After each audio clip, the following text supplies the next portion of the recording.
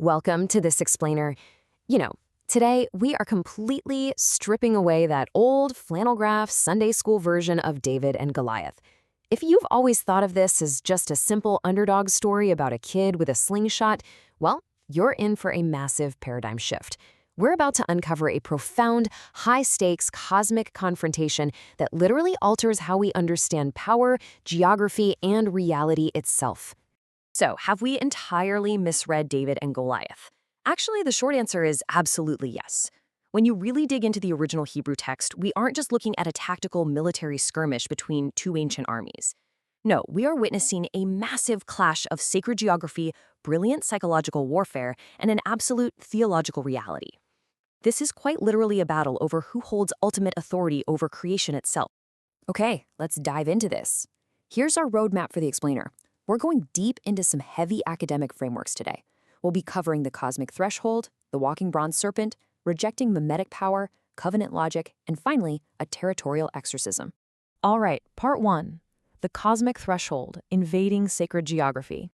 You have to understand, geography in this text is never just neutral scenery. Right now, the Philistine army has encamped at Soko and Judah. That is a direct, calculated assault on sacred covenant space, and leading this invasion is Goliath. But the Hebrew text doesn't just introduce him as a giant, it calls him the Ish HaBanayim. That translates to the man of the between. Goliath is acting as a federal representative, standing right in a liminal, threshold space to execute territorial occupation. The rules of this combat are incredibly simple, but terrifying. One man fights, but the entire nation receives the outcome. If he wins, Philistia occupies the territory. Talk about unimaginable pressure concentrated on one single liminal space. And that makes the Valley of Elah itself act as this glowing, contested between. It essentially becomes a public courtroom. It's a judicial space where the spiritual allegiances of two rival kingdoms are brought into open judgment. Whoever steps foot onto that valley floor carries the entire destiny, the whole shebang of their people on their shoulders. Moving on to part 2, the walking bronze serpent, an unpurged past.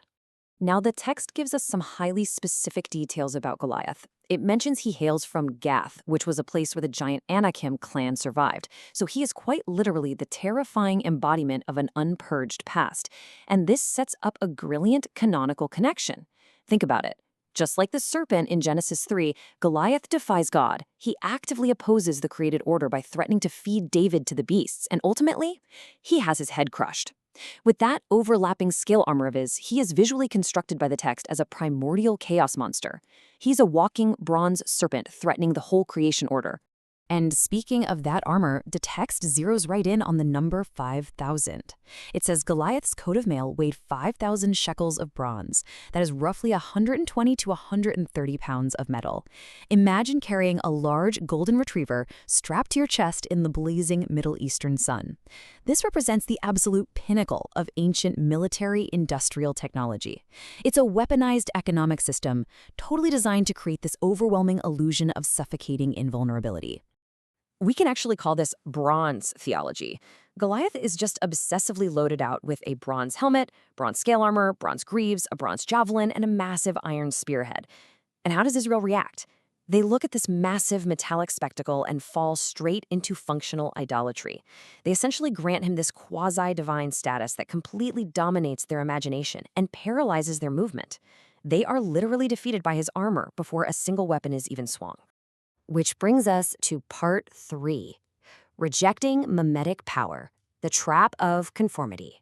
So, when David arrives on the scene, what happens? King Saul attempts to clothe the young shepherd in his own royal bronze armor. But this introduces a subtle and incredibly deadly psychological trap known as mimetic power. This is the assumption that you absolutely must defeat the enemy by perfectly imitating their exact model of heavy armored warfare. Saul is operating in a totally closed empirical system here.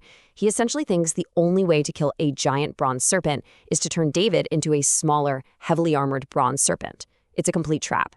But see, while Israel's perception is completely colonized by fear, they're just seeing an invincible bronze giant and certain death, David looks at the exact same threat and sees something completely different.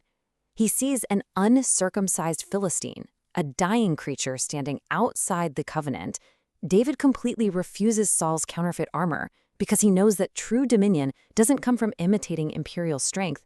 It comes from operating fully within his specific, God-given shepherd vocation.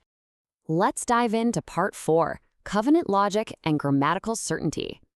Now, what's really interesting here is that David makes a massive cognitive shift. He doesn't deny Goliath's size, the guy is huge, but he reclassifies the threat entirely through the lens of Yahweh's supreme reality. Notice his language. For who is this uncircumcised Philistine that he should defy the armies of the living God? This is an active anti-deification polemic. David is violently stripping Goliath of his mythological terror, reminding everyone that Goliath isn't a god. He's just an uncircumcised mortal, while Yahweh is the living God. What David is doing is using the grammar of faithfulness. He brilliantly connects God's past deliverance from the lion and the bear directly to the present threat of the Philistine. Because Yahweh's character does not change, that past protection provides an absolute grammatical certainty for future victory. The Lord who delivered me will deliver me. David completely subordinates the terrifying physical facts on the ground beneath his unbreakable covenant identity.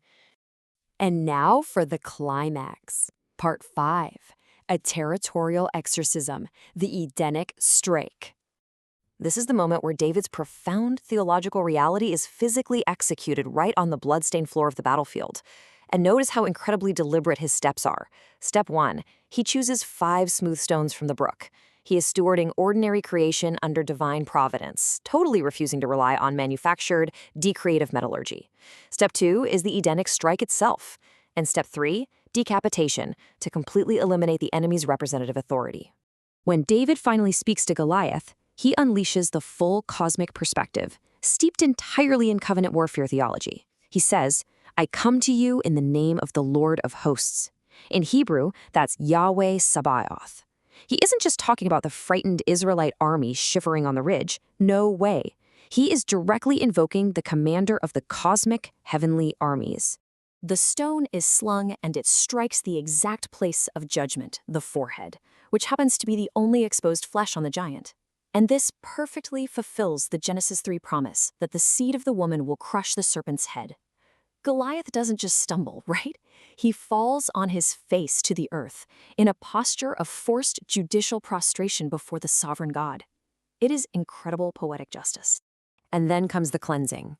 David uses Goliath's own iron sword against him. By severing the giant's head, Philistia's representative headship is totally destroyed. This is a true territorial exorcism. The threat to that sacred covenant geography is instantly purged.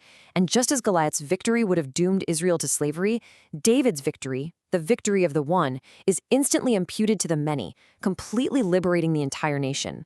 Ultimately, victory didn't require a bigger giant or a heavier bronze armor. It required a clearer vision of reality. By subordinating visible threats to the supreme sovereignty of the living God, David completely altered history. So, what does this all mean for us? I leave you with this provocative thought to ponder. In your own life, are you measuring the giants by their imposing bronze armor, or are you measuring them against the living God? Thanks so much for joining me for this explainer, and keep seeking that clearer vision.